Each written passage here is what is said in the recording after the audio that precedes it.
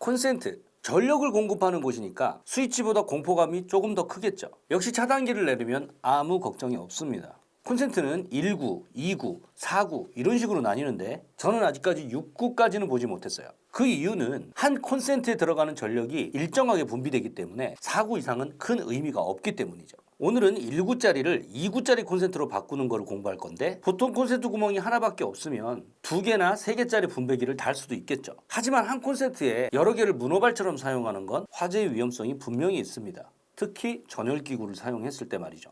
냉장고나 에어컨처럼 소비 전력이 많이 소비되는 전기기기를 제외하고 일반적으로 모니터나 작은 전등 정도 또는 컴퓨터 같은 것은 한 콘센트에서 동시에 사용해도 될 정도의 소비 전력입니다. 하지만 콘센트 구멍이 한 개라면 상당히 불편하겠죠.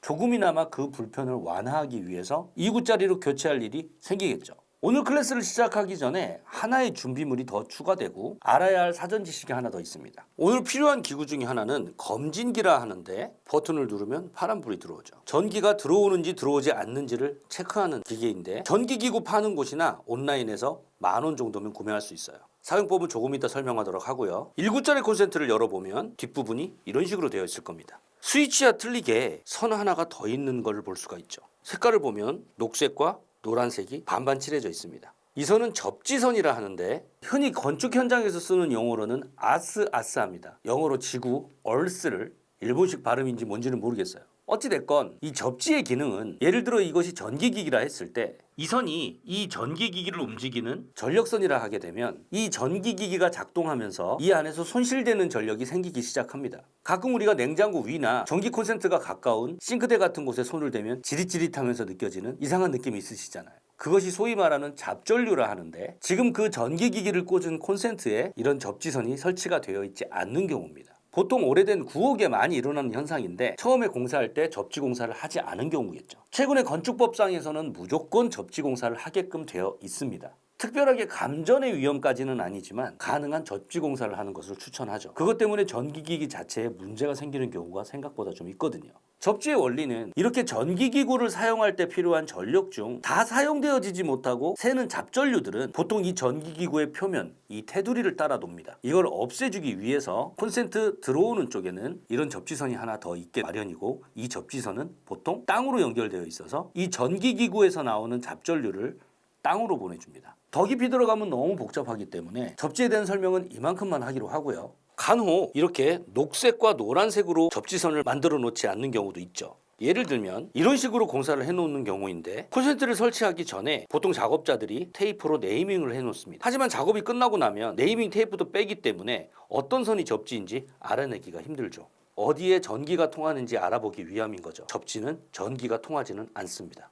스위치와 똑같은 방법으로 캡을 제거하고 콘센트를 열어보면 아까 설명했던 대로 녹색 선과 다른 색 두 선이 연결되어 있죠. 아까 보여드렸던 검진기를 녹색 선에 대보면 아무런 반응이 없습니다. 하지만 이쪽 검은 선에 대보면 바로 전기가 오는 걸 알 수 있죠. 결론적으로 이 검은색 선이 이 콘센트에 전력을 공급하고 있다는 얘기가 되죠.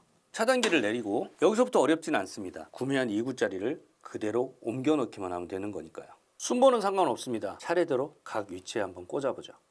가장 먼저 전력선을 이쪽에 꽂아주고 접지선도 빼줍니다. 역시 바로 접지 구멍에 꼭 눌러서 끼워주고요. 마지막 파란 선 다른 쪽 구멍에 연결해주면 끝입니다. 똑같은 방법으로 같은 자리에 원래 있던 피스를 박아주면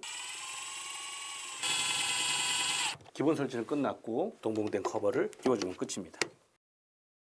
2구에서 4구짜리로 교체하는 방법은 똑같습니다만 4구의 모양 자체가 이렇게 생겼기 때문에 결국에 2구에서 4구로 가려면 벽을 타공해야 하는 상황이 생기겠죠. 벽을 타공할 수 있는 공구가 없다면 2구에서 4구로 교체할 수는 없습니다.